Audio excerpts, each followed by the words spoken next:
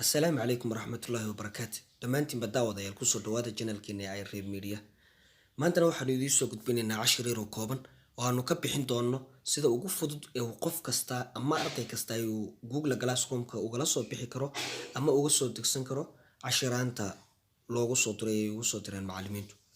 Kulley waxaanu dareennay inay ardayda caqabad aad u weyn ka haysato dhankaas kala soo bixitaanka cashirada, taasina ay noqotay mid ku sababta inay ardaydu u malayn karaanba inay tahay caqabadaan xal loo heli karin ama waxaana laba awoodin in laga soo saaro oo aan loogu talagelin. Haddaba waxaanu u baahannahay inaynu isla garanno in qof kasta uu cashirka kala bixi karo si yar oo fududna uu kala bixi karo. Imikaanu istusaynaa kaba soo qaadimka waxaynu ku jirnaa waa Google Classroom-ka baynu ku jirnaa. Koorasadii aniga igu jiray waa kuwan lixdeedii kooras indhiganaysaa si yihiin. Kaba soo qaadimka waxaynu galaynaa koorasyada ka mid ah gali accounting ma galaya. cashirkii la isoo dirin raadsanaya waa kan labadan chapter baa igu jira. chapter kaasaan la soo baxayaa triga saas igu wareegaya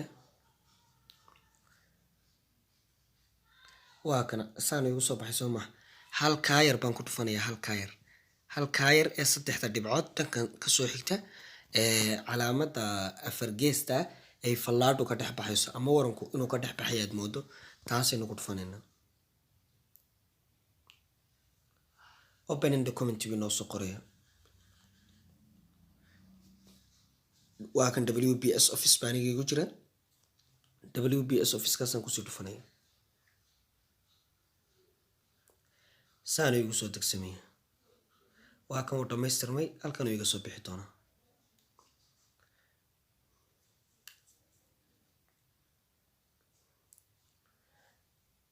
waa kan isagoo si fudud igu soo degay oo mobilkayga imika dhex yimiday. halkan aan ka isticmaali karaa waa kan saas imika noqday. haddii aan rabo inaan dadka u diro share uma leeyahay bes ama WhatsApp baan ku dirayaa oo waa kan ama more baan iska taabanayaa oo wax kasta aan ku diri karaa WhatsApp, Bluetooth, maxaa la dhahdaa haddaan doono drive-kaygan iskaga saf garaysanaya share it baan ku diri karaa, Zoom taan u share garayn karaa waxaasoo dhan. marka share baynu odhanaynaa imika WhatsApp haddaynu u dirayno zaanaynu WhatsApp ugu dhufanaynaa. saa markaynu ugu dhufanno halkan ay nooga soo bixi doonaan halkaas WhatsApp-ki isagoo wareegay ka soo bixi doonaa. si yar oo fudud ay qof kasta markaa ugu suuro gali kartaa inuu cashiraantiisii u dirsado, cashiraantiisii dad ugu diro, cashiraantiisii uu la soo baxo, cashiraantiisii uu si fudud stationeryda ugu dhow uga bixi karo.